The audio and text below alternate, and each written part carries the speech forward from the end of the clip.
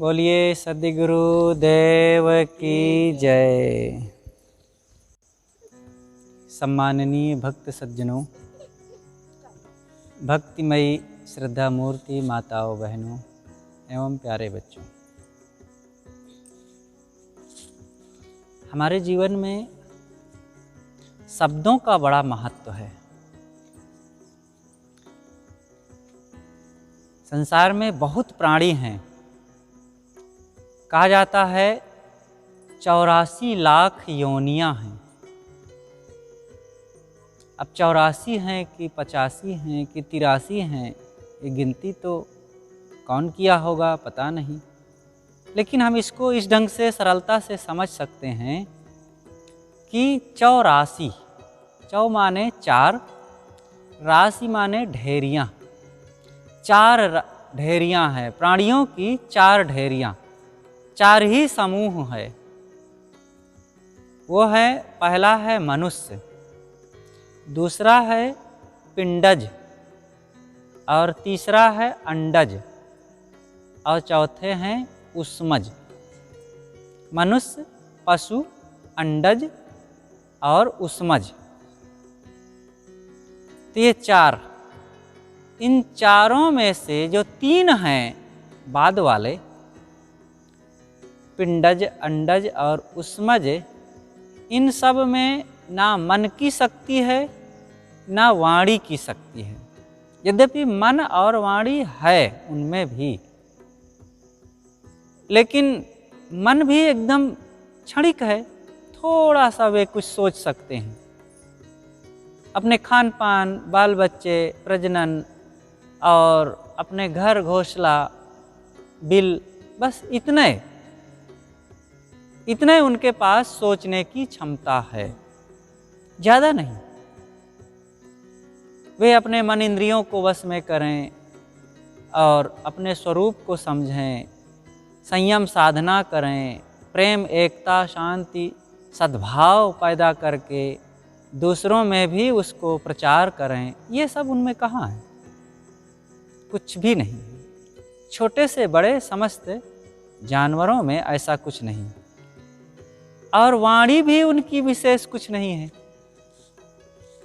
T पू बो को ऐसे कुछ बोलते हैं सभी प्राणी, लेकिन उसमें वर्णनात्मक शब्द की शक्ति नहीं है।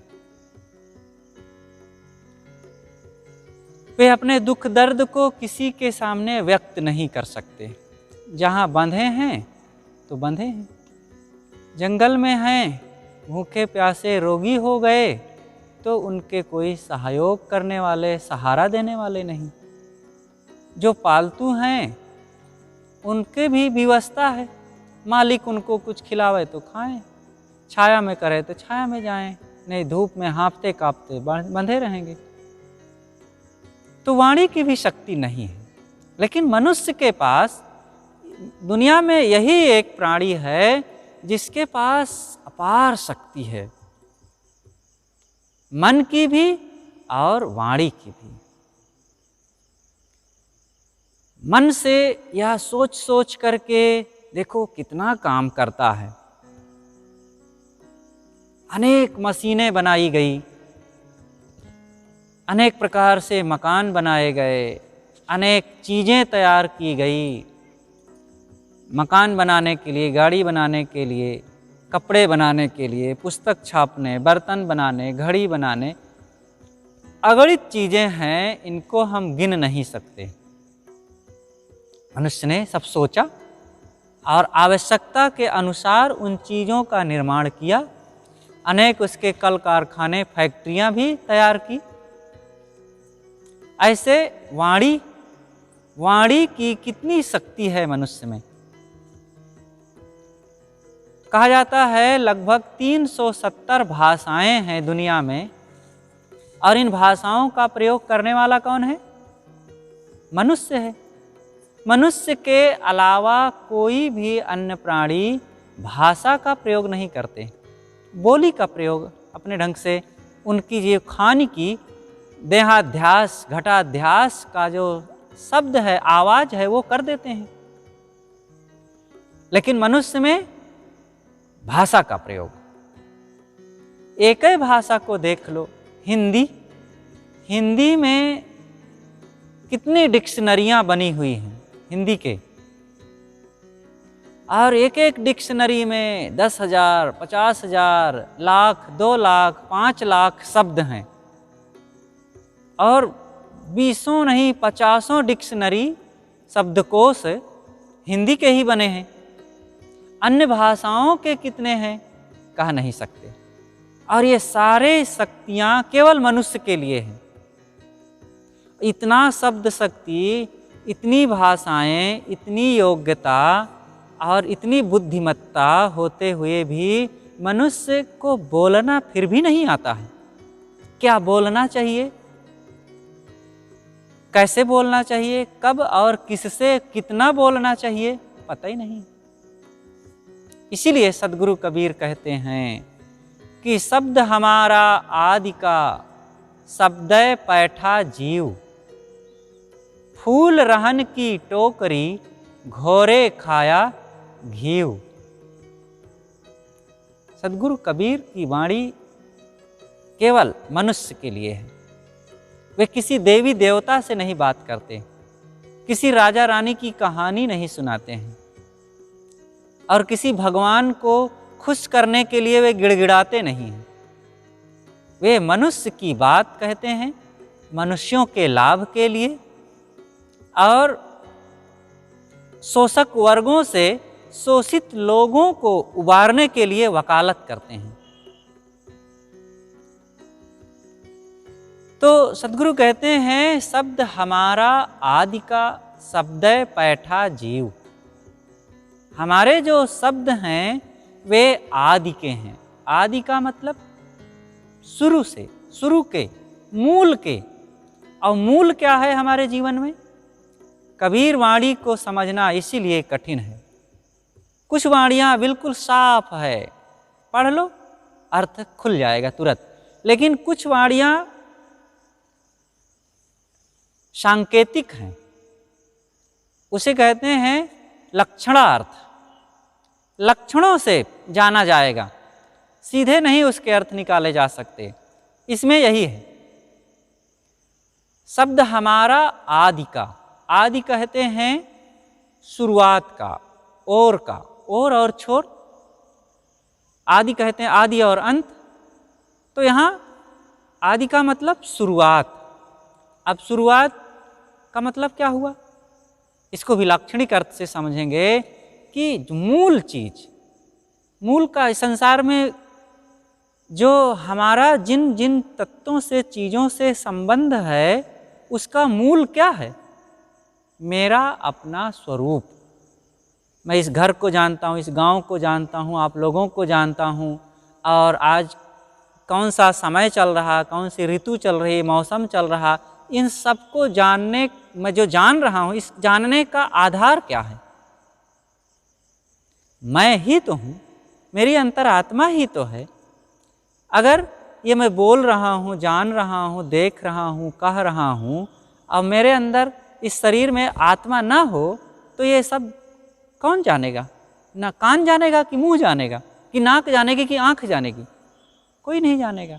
तो यही है आदि, मूल। तो सद्गुरु कहते हैं शब्द हमारा आदि का।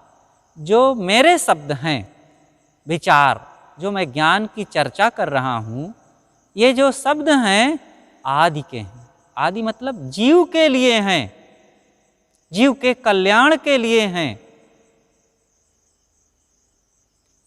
तो इन शब्दों को मनन करो। सद्गुरु कबीर इसीलिए बहुत जोरदार भाषा में और भाव में बताते हैं। जो समझने वाले जब समझते हैं तब बड़ा गंभीर उसका अर्थ समझ में आता है कि मेरे जो वचन हैं जीव के लिए हैं और उसके कल्याण के लिए हैं। अब क्या है वे वचन? आगे साहब कहते हैं शब्दै पैठा जीव। मेरे जो वचन हैं जीव के कल्याण के लिए हैं, लेकिन यह जीव शब्दों की भीड़ में घुसा हुआ है। अब और यहाँ भी समझने लायक बात है। आखिर कबीर साहब जो कह रहे हैं वह भी शब्द है, और ये जीव जो है यह भी शब्दों में ही पड़ा हुआ है। तो कबीर साहब के शब्द और ये शब्दों में अंतर क्या है? यही तो अंतर है। शब्द शब्द में बहुत अंतर है। शब्द मारा गिर परा, शब्द छोड़ा राज, और जिन जिन शब्द विवेकिया तिनका सरी गयो काज। तो शब्द, एक शब्द भ्रामक, अज्ञान के, अंधविश्वास के और सब प्रकार से जीव को पतन की ओर ले जाने वाले होते हैं। और दूसरा शब्द होता है ज्ञान, बोध, शांति, सद्गुण और प्रेम के शब्द। शब्दों में बड़ी जान होती है। एक ने ऐसा बोला कि एक व्यक्ति का जीवन महरूम हो गया और अपने उसका हरा भरा परिवार और खुशहाल जिंदगी, अब उसको ऐसी चोट लगी उस शब्द से कि अब एकदम सब कुछ वीरान उसके लिए हो गया। अब जीने के लिए उसका मन नहीं होता कि अब मैं लगता है कि फांसी लगा के मर जाऊं। शब्द है, चोट लग गई उसकी, शब्द की चोट, किसी ने ऐसा उसे बोल दिया। लेकिन एक दूसरा व्यक्ति आया और वो भी कुछ शब्दों का बौछार किया, और उसके शब्दों को सुन करके उसकी मुरझाई हुई जिंदगी पुनः खिल उठी और उसके जीवन में फिर पुनः नए प्राण का संचार हो गया, और वो फिर मुस्कुराने लग गया और उत्साहित हो गया, और फिर अपना वो व्यवहार कार्य करने लगा। देखो, वो भी शब्द ही था। इसलिए शब्दों को हमें पकड़ना चाहिए। और वो कौन से शब्द? ज्ञान के शब्द। तो सद्गुरु कहते हैं शब्द पैठा जीव। ये जीव शब्दों में घुसा हुआ है। यहाँ का मतलब है कि उन शब्दों में घुसा हुआ है कि जिससे इसका कल्याण ना हो। मोह के वचन, विषय वासनाओं के वचन, अंधविश्वास के वचन, आज जिधर देखो उधर इन्हीं शब्दों की तो भरमार है। एक दूसरे को लोग उलझाने, भटकाने, गिराने और पतित करने में लगे हुए हैं। कैसे उलझाते हैं? आपन चतुर और को सिखवें कनक कामिनी सयानी, कहें कबीर सुनो हो संतो राम चरण ऋतुमानी। सदगुरु कबीर ने बीजक में एक जगह कहा है, लोग बड़े चतुर बनते हैं और कहते हैं कि देखो एक सज्जन रहे, सज्जन ही कहना पड़ता है, यद्यपि सज्जन तो नहीं थे वे एक बगीचा था उनके घर के सामने और जा कर के कब्जा कर लिए। आम का बगीचा था और आम का जो बगीचे का मालिक था वो कहा, नहीं भाई आप यहाँ कैसे? कहा, नहीं मेरा है बगीचा, अब तुम इसमें घुसना नहीं। अब वो अपनी हैकड़ी से पूरे बगीचे में कब्जा किए रहा 3 महीने तक, और फला आम खूब और फल तोड़ लिया, ले गया, कुछ बेचा, खटाई बनाया, अचार बनाया, और जब फल वल मिल गया तो अपने आप ढीला कर दिया और घर में आ गया। तब दूसरों से कहता है, भैया अरे होई जिसका होई बगीचा, हमने थोड़ा सा मेहनत किया, अब खूब बच्चे लोग खाएं अचार और खाएं खूब खटाई और आम भी खाएं मीठे मीठे, अरे हमारा थोड़े है बगीचा, अब बस थोड़ा सा मेहनत कर दिए, हड़का दिए। ये है लोगों को अपनी हैकड़ी से परेशान करने की भावना और अपना रोब दिखाना, ये शब्द ही तो हैं। ऐसे ऐसे शब्द हैं, लोग ने कह दिया उस बगीचे में मत जाना, वहाँ भूत रहता है। अब डर गए, सुनने वाला डर गया। अब ये एक ऐसा शब्द है कि बच्चों को, लोगों को, दूसरे सदस्यों को ऐसे बोल दिए, अब वो भयभीत हो गए। उनके जहन में एक बात चली गई, अब वो बात जो है अंदर से निकलेगी जब तक नहीं ठीक से, तब तक वे जब भी उधर जाएंगे वे भयभीत बने रहेंगे। ये बात बहुत परेशान करती है व्यक्ति को। एक राजा था, राजा को बाल बनवाना था, तो नाई को बुलाया, नाई आया, राजा पगड़ी बांधता था, तो अब बाल बनाने के लिए तो पगड़ी तो खोलना पड़ता। तो जैसे ही राजा ने पगड़ी को खोला तो राजा के सिर पर एक सींग थी। तो नाई कहता, अरे बाप रे राजा साहब आपकी सींग। तो कहता, चुप बदमाश कहीं का, किसी से कहना मत, और ये राज बस हमारे और तुम्हारे तक रहना चाहिए, किसी से कहना मत, एक जुबान में नहीं, तेरी खाल खिंचवा लूंगा, जिंदा नहीं छोड़ूंगा। अब नाई तो परेशान, बाल बना दिया, राजा चला गया। लेकिन अब नाई के अंदर बात खौल रही है, राजा की सींग। देखो ये पेट जो है 1 पाव 2 पाव 3 पाव अनाज पचा डालता है, किंतु थोड़ी सी बात को पचाना बड़ा कठिन होता है। किसी ने कुछ कह दिया, अब वो बात नहीं पचती है जल्दी, जब तक उसको हजम करने की दवाई न दिया जाए या उसका समाधान न किया जाए। ऐसे अब नाई परेशान, न घर में चैन, न दरवाजे पर चैन, न बाहर चैन, किसी से कह भी नहीं सकता, राजा मरवा देगा, और बिना कहे अब उसके हजम नहीं हो रही है बात। सोचा क्या करूं क्या करूं, अब लगता है ऐसे ही मेरे प्राण निकल जाएंगे। और अंदर में वो बात ना कहने के कारण अंदर में विकार उठ रहा है, पेट फूल रहा है, लगता है कि इसी से मैं ख़त्म हो जाऊंगा। तो सोचा कि अब मरना तो है ही है, चाहे ऐसे मरूं चाहे राजा मरवाए, अब मैं अपने से ऐसे क्यों मरूं, मरवाएगा तो मरवाएगा, राजा मरवाएगा, अब मुझे कहना ही पड़ेगा। लेकिन सोचा कि अब कहाँ कहूँ, दूर चला गया, घर से दूर घोर जंगल में, जैसे आपका जंगल है, एकांत बीच जंगल में। और वहाँ गया, एक जगह एक लकड़ी, सागौन का पेड़ गिरा हुआ था, सूखी लकड़ी पर बैठा और जोर से कह दिया वहाँ, राजा के सींग, राजा के सींग, राजा के सींग, राजा के सींग। अब उसके थोड़ा सा जब कह दिया तो हवा निकली और पेट थोड़ा ठीक हुआ और आराम मिला, आ गया, घर आ गया। अब इधर क्या हुआ, राजा को मन हुआ कि भाई एक दिन थोड़ा संगीत होना चाहिए, बहुत दिन हो गया संगीत नहीं सुना गया, तो संगीत होना चाहिए।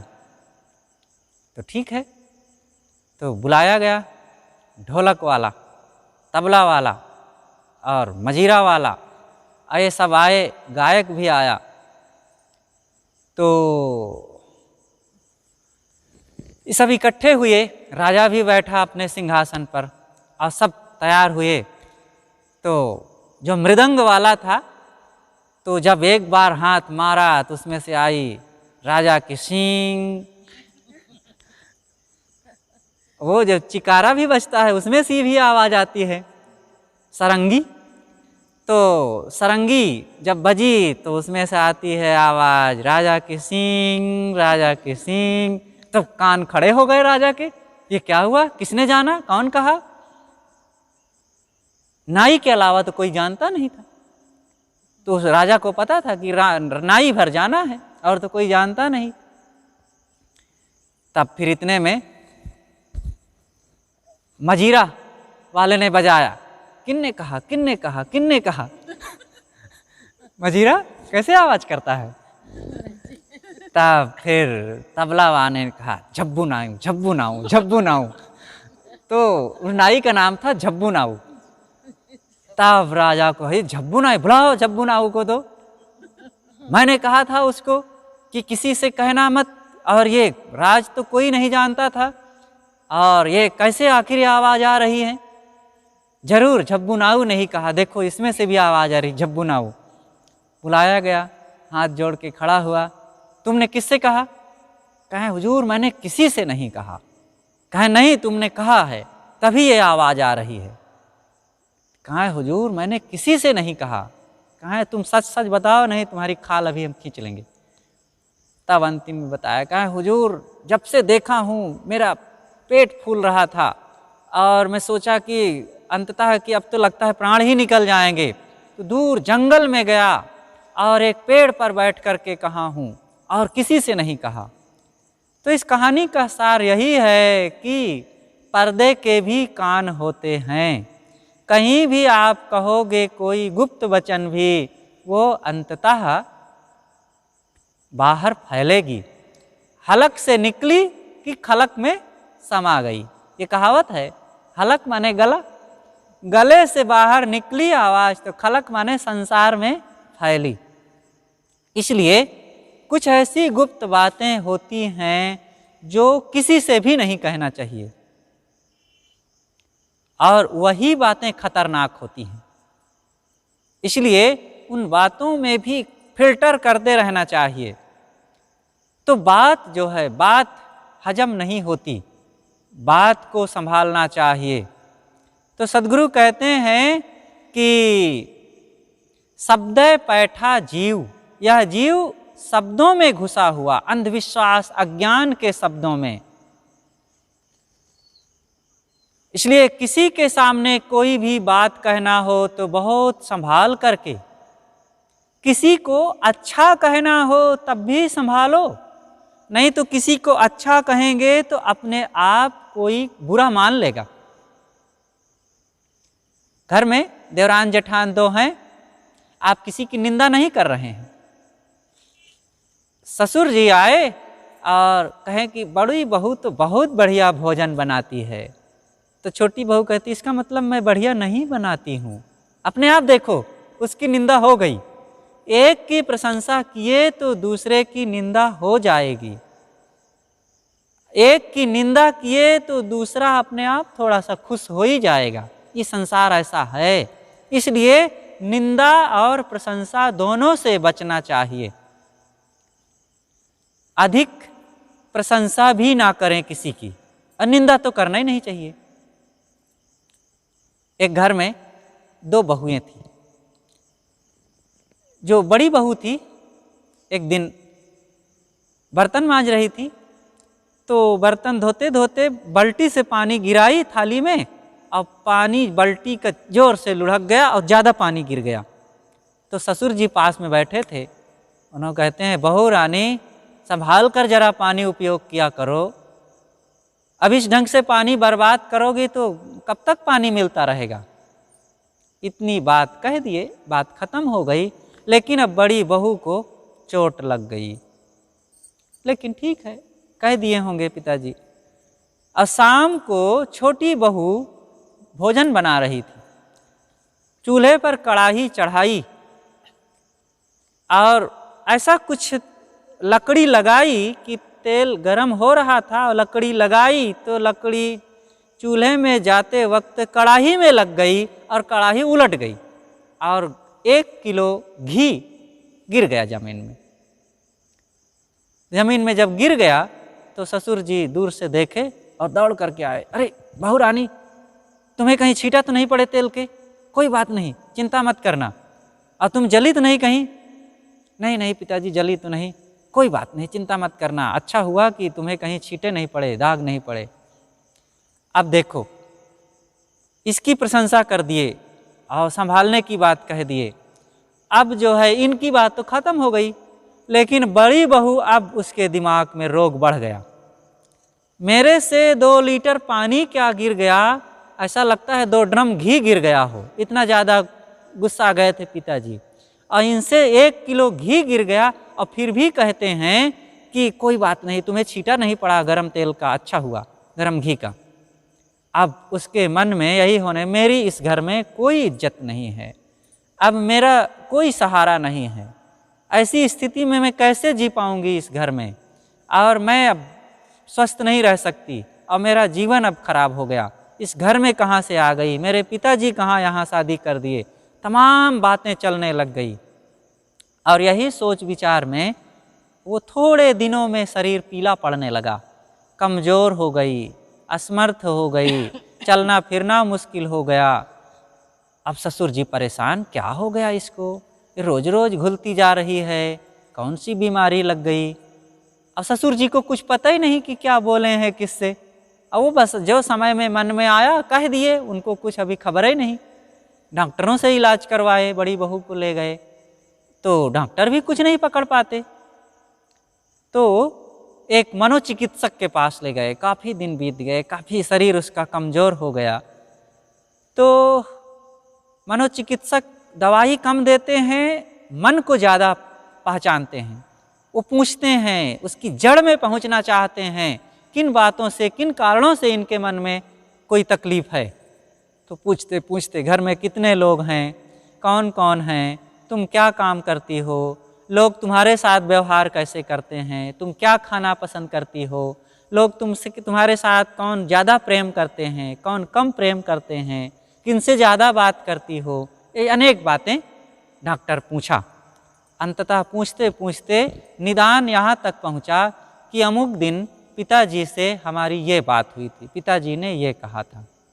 और क्या हुआ, तुम्हारी देवरान है, उनके प्रति क्या भाव, तो बताए कि ये ऐसे सब हुआ। अच्छा, अब डॉक्टर को समझ में आ गया कि रोग की जड़ कहाँ से शुरुआत हुई है। और बहू को कुछ नहीं कहे, अभी ससुर जी को बुलाए और कहे कि तुम्हारी बहू ठीक हो सकती है, और मैं बहू के सामने ही तुमसे चर्चा करूँगा और कहूँगा कि तुम्हें पैसा लगेगा, और तुमको कहना पड़ेगा कि मैं खूब जितना लगेगा पैसा, लाखों रुपया खर्चा करूँगा, मेरी बहू ठीक होना चाहिए बस, और लगेगा उगेगा कुछ नहीं, और बस तुम्हें कहना पड़ेगा ये वचन, और फिर सब ठीक हो जाएगा। बहू को बुलाया गया, ससुर जी भी आए और कहेगी कि देखिए आपकी बहू का इलाज हो सकता है, अब पता चल गया है रोग कैसा है, बिना रोग को समझे कैसे इलाज होगा। अब मैं रोग को पकड़ लिया हूँ, पैसा लगेगा, खर्चा लगेगा इसमें, और अब आप कहिए मैं क्या करूँ, इलाज शुरू करूँ या फिर यूं ही ऐसे ले जाओगे इसको, और ये थोड़े दिन की मेहमान है, अगर इलाज ना हुआ तो। कहें डॉक्टर साहब आप इलाज कीजिए, और मेरी ये प्यारी सी बहू है, यही मेरे घर की रानी है, और इसके बिना तो हमारा घर बर्बाद हो जाएगा, लाखों रुपए लगेंगे, मैं लगाऊंगा, और इलाज कीजिए। इतनी बात बहू ने सुना तो उसका मन एकदम खुल गया। अरे मेरे पिताजी के, ससुर जी के मन में तो कोई बात ही नहीं है, और ये तो मेरे लिए बड़े हमदर्द हैं, बड़ी शुभकामना करते हैं, लाखों रुपए लगा सकते हैं। तो बस उसी दिन से उसका दिमाग फ्री हो गया।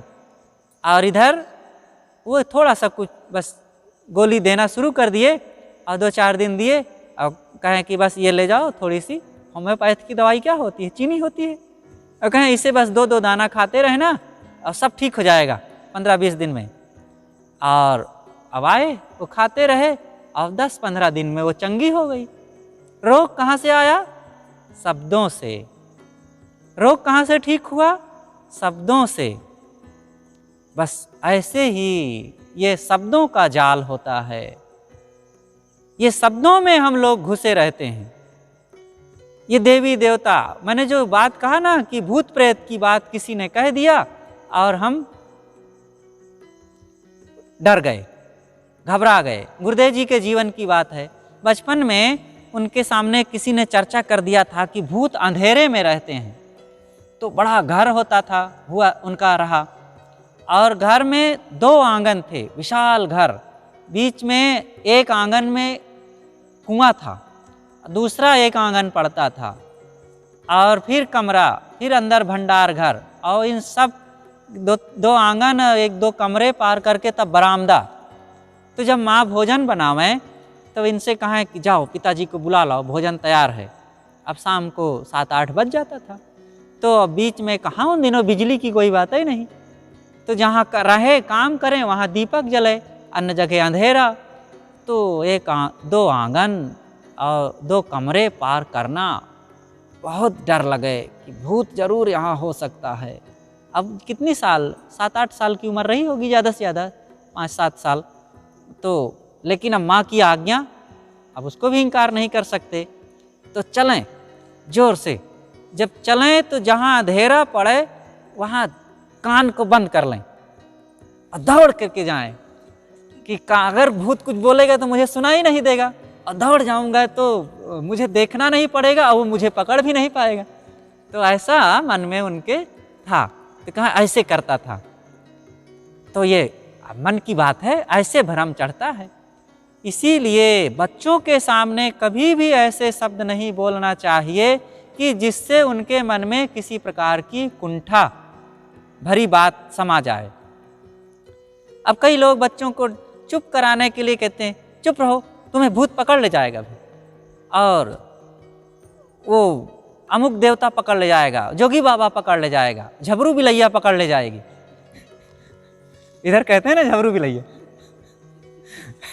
तो ये सब कभी नहीं कहना चाहिए।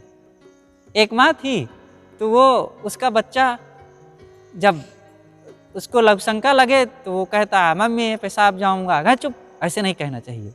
अब जगह जगह सभाओं में जाना पड़े उसे और लोगों के यहाँ, कहें जब तुमको ऐसा लगे तो कह दिया करो, मम्मी मैं गीत गाऊंगा, तो मैं तुम्हारी अंडरवियर ढीली कर दूंगा, फिर चले जाना तुम। अब यही उसको सिखा रखी थी। तो जब भी उसको लगे तो कहे मम्मी गीत गाऊंगा, तो वो कर दे। काफ़ी दिनों के बाद वो देवी नैहर गई और फिर उसका बच्चा नाना जी के पास उस दिन सोया। नाना को नाती बहुत पसंद होता है, तो दोनों मिल करके रात में सोने लगे। करीब 10-11 बज गए थे। अब सोने का समय था, सब सो गए, ये लोग भी सो गए। 11-12 बज गए तो बच्चा की नींद खुली और कहता है नाना जी गीत गाऊंगा। कहा चुप, रात में गीत नहीं, सब लोग सो रहे हैं, बहुत डिस्टर्ब होगा सबको, तो अभी गीत नहीं बेटा, सुबह सुनाना। तो फिर लेटा रहा। थोड़ी देर में उनको फिर प्रेशर लगा, कहे नाना जी गीत गाऊंगा। कहे नहीं, अभी नहीं बच्चा, सुबह गाना। तो अब क्या करे, अब कब तक रोके। अंता फिर कहते हैं नाना जी गीत गाऊंगा। कहे बड़ा मुश्किल है, अब इसको गीत रात में बहुत गाने का शौक है, ऐसा कर कि चुपचाप मेरे कान में धीरे से गा दे और कोई सुनने ना पावे। तो कान में उनके धीरे से गरम गरम से गीत गाया। तो उन्होंने कहा क्या कर रहा है। तो इस प्रकार से गलत शब्द सुनाने से, बताने से बच्चों के मन में, उनको क्या पता क्या शब्द प्रयोग करना चाहिए, इसलिए अच्छे शब्दों की सीख देना चाहिए। इसी प्रकार और भी अनेक ऐसी चीजें होती हैं जो लोग गलत प्रेरणाएं देकर माँ बहनों को, भाइयों को, बच्चों को और लोगों को गलत चीज सिखा देते हैं, गालियां सिखा देते हैं, लड़ाई झगड़े सिखा देते हैं, और उनके जीवन में कितना उसका बुरा असर पड़ता है। इसलिए सद्गुरु कहते हैं शब्द पैठा जीव। ये शब्दों के रूप में अनेक पोथियां लिखी गईं। ये मध्य युग में कितने 18 पुराण बनाए गए, करीब 400 साल के बीच में, और इन पुराणों में इतनी गप की बातें भरी गईं कि क्या कहें, हद से ज्यादा। अमुक तीर्थ की महिमा, अमुक नदी की महिमा, और अमुक देवता की महिमा, अमुक मंत्र की महिमा, और अमुक जगह की महिमा, अमुक तिथि की महिमा, और यही सब किया गया, झूठी झूठी बातें। और इन महिमाओं में लिख तो दिया गया, लेकिन जनता पढ़ी और बस अब उनको तो सस्ता सौदा चाहिए। अमुक मंत्र जप लो, तुम्हें धन की प्राप्ति हो जाएगी, पुत्र की प्राप्ति, निरोगता की प्राप्ति, खूब लिखा गया। और सभी मत पंथों में ऐसा हुआ है। गोस्वामी जी जब बहराइच में गए, बहराइच में महमूद गजनवी का भांजा, उसका नाम याद नहीं आ रहा है, वो बहुत बड़ा बहादुर था। लड़ाई में वो मारा गया, और लड़ाई में मारा था सुहेल देव, जिसे सामान्य हिंदी में सुहेल देव कहते हैं। सुहेल देव एक बहुत बड़े राजा कभी हुए। पिछड़े वर्ग के लोगों को उठाने के लिए उनका बहुत बड़ा बल था और बहुत अच्छे थे। उन्हीं के हाथों वो महमूद गजनवी का भांजा मारा गया, और बहराइच में आज भी उसकी मजार बनी हुई है। मुसलमानों ने उसके लिए बहुत प्रचार किया कि उस मजार में जो चादर चढ़ाएगा और पानी चढ़ाया हुआ जो पानी होता है वो बह करके एक गड्ढे में जाता है, और कहा कि इस गड्ढे का पानी जो अंधा आंख में लगा लेगा उसकी आंख देखते देखते उस ज्योति आ जाएगी। कोढ़ी अपने शरीर में लगा लेगा तो बस देखते देखते उसका शरीर सर्वांग संपन्न हो जाएगा। कोई बंध्या स्त्री इस पानी को पी लेगी तो उसको पुत्र हो जाएगा। ये महिमा उसकी बढ़ाई गई। सभी लोगों ने अपने अपने देवता की महिमा बढ़ाई है। तो वहाँ की तो गोस्वामी जी ने उसके लिए लिखा, लही आंख कब आंधरे बांझ पूत कब ल्याए, और कब कोढ़ी काया लही जग बहराई जाए। किस अंधे ने आंख पाया उस पानी को लगाने से, और किस कोढ़ी ने काया पाया, और किस बंध्या ने पुत्र पाया। ये झूठी बातें लोगों ने लिख रखा है। गोस्वामी जी बड़े तार्किक होकर के ऐसी बात लिख दिया है। अच्छा किया, तर्कपूर्ण ही है और ऐसा लिखना ही चाहिए साफ साफ। लेकिन जब अपनी तरफ बात आई तब कहते हैं कि चार खान जग जीव अपारा, अवध तजे तन नहीं संसारा।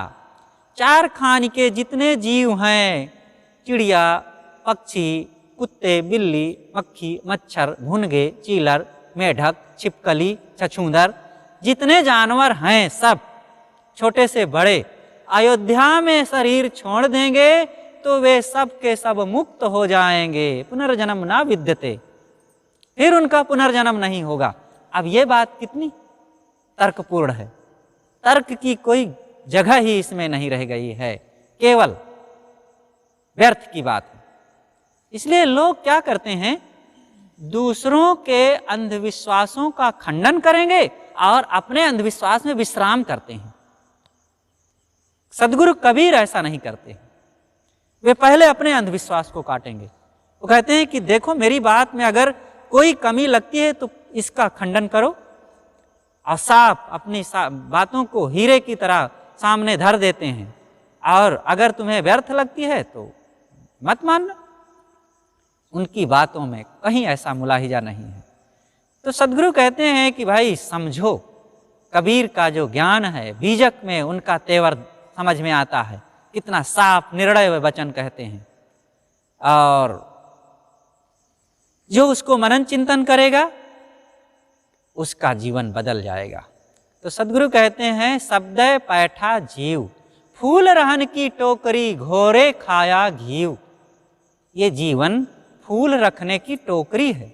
जैसे किसी माली को के पास एक सुंदर टोकरी हो और वो बगीचे में जाए और वाटिका से सुंदर सुंदर फूल चुन करके उस टोकरी में भरे, तो उस टोकरी की सार्थकता है।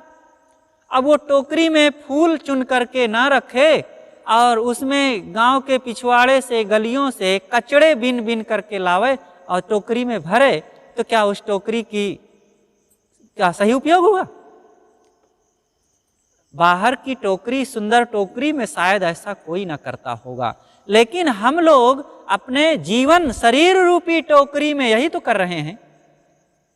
ये मानव जीवन की इतनी बढ़िया सुंदर टोकरी मिली हुई है, इसमें हमें सभी लोगों से, नर नारियों से, प्रकृति से और ग्रंथों से, संतों से और छोटे बड़ों से, सबसे ज्ञान की बातें, कल्याण की बातें, साधना की बातें, शांति की बातें, परमार्थ की बातें चुन चुन करके सबसे सार सार को गहिरा है। ये बातें फूल जैसे चुन चुन करके अपने अंतःकरण रूपी टोकरी में धरना चाहिए, और ये ना करके हम राग द्वेष की बातें, छल कपट की बातें, निंदा चुगली की बातें, मार काट हिंसा की बातें, शराब कबाब की बातें, ये सबको सब तरफ से चुन चुन कर जीवन में भरेंगे, तब क्या होगा? अगर कोई व्यक्ति रोज अपने दरवाजे से जो कुछ गंदगी हो उठा उठा करके अपने कमरे में धरता जाए, तो थोड़े दिनों में उसका कमरा कैसा होगा? गंदगी का भंडार बन जाएगा ना। यही तो हम कर रहे हैं जिंदगी में। कहीं सास से, कहीं ससुर से, कहीं पति से, कहीं पड़ोसी से, कहीं बच्चों से कोई उबड़ खाबड़ की बात हो गई, अनावश्यक बात हो गई, कोई गलती हो गई, बस उन सब बातों को याद करते जाते हैं, भाई बंधुओं से, पड़ोसियों से, घर के लोगों से, छोटे बड़ों से। अब ये मन जो है ऐसी बातों को ज्यादा पकड़ता है। किसने कितनी बार प्रेम किया, कितनी बार सम्मान किया, कितनी बार सुविधाएं दिया, कितनी बार सेवा किया, कितनी बार सहयोग किया, और कितना हमारे साथ हमदर्दी की बात किया, इन बातों को ये मन भूल जाता है बड़ा जल्दी। और थोड़ी सी आधी जुबान किसी ने कुछ कह दिया और 4 साल बाद, 5 साल, 10 साल बाद भी वो मिला तो लोग यही कहेंगे, देखो उस व्यक्ति ने मुझे ऐसा कहा था 5 साल पहले, वो नहीं भूलेंगे। ये मन का काम है ऐसे। लेकिन यही दुख देती है बात, हम राग द्वेष की बातों को भूलना सीखें। और भूलना चाहेंगे जब, तो भूलता रहेगा वो। इसलिए हम सबको ऐसे विचार चुन चुन करके रखना चाहिए। तो सद्गुरु कहते हैं, फूल रहन की टोकरी, ये मानव जीवन रूपी जो सुंदर सा, कितना अनमोल जीवन, अनमोल तेरा जीवन यूं ही गंवा रहा है। कहते हैं कि ये जीवन अनमोल है, इसको क्यों ऐसे बिताए जा रहे हो? कुछ काम करो, कुछ काम करो, जग में रहकर कुछ नाम करो। घोरे खाया घीव, घोरे कहते हैं फफूंद को। जब दही को बिलोया गया और बिलोने के बाद मक्खन निकाला गया और मक्खन को एक निश्चित समय में जला लेना चाहिए। अगर 3 दिन 4 दिन से ज़्यादा रखे मक्खन, तब उसमें फफूंद लगने लग जाएगी। और कहीं 1 सप्ताह रखे रहे तो फफूंद मक्खन से ही पैदा होगा और मक्खन को पूरा नष्ट कर देगा और उसमें से सारा घी खत्म हो जाएगा। अब वो कोई काम का नहीं रह जाएगा। वो फफूंद कहाँ से आया? उसी में से। और अब उसमें कीमती जो घी है, उस फफूंद ने, घोरे ने उसको नष्ट कर दिया। ऐसे हमारी जिंदगी है। हमारी ही जिंदगी से ये दोष दुर्गुण रूपी फफूंद निकल करके अशांति, सद्गुण, त्याग, संयम, साधना, भक्ति, बोध, निर्मोहता, निष्कामता रूपी घी को वो सब खा जाते हैं। और हमारे जीवन का जो अनमोल घी है, अनमोल जो हमारी ये सद्गुण की कमाई है, ये सब नष्ट हो जाता है। इसलिए सद्गुरु कहते हैं, घोरे खाया घीव। तो इस प्रकार से इन बातों को हमें त्याग करके, सद्गुण अपना करके हमें कल्याण का काम करना चाहिए। और बाहर की चीज़ों से हमें भटक करके उनमें फंसना नहीं है, बल्कि ज्ञान, भक्ति, सेवा, सत्संग की बातों को मनन चिंतन करके हमें इन समस्त इन आडंबरों से, अंधविश्वासों से निकल करके आत्म कल्याण का हमें काम करना चाहिए। बाहर कहीं उलझना और व्यर्थ की बातों में फंस करके अपने समय और जीवन को गंवाना उचित नहीं है। इसलिए सद्गुरु कहते हैं, शब्द हमारा आदि का शब्द पैठा जीव, फूल रहन की टोकरी घोरे खाया घीव। तो इतना बढ़िया ये जीवन मिला हुआ है और इतना सुनहला अवसर है, इसको पा करके हमें भक्ति भजन में समय देना चाहिए और आत्म कल्याण का काम करना चाहिए। बोलिए सद्गुरु देव की जय।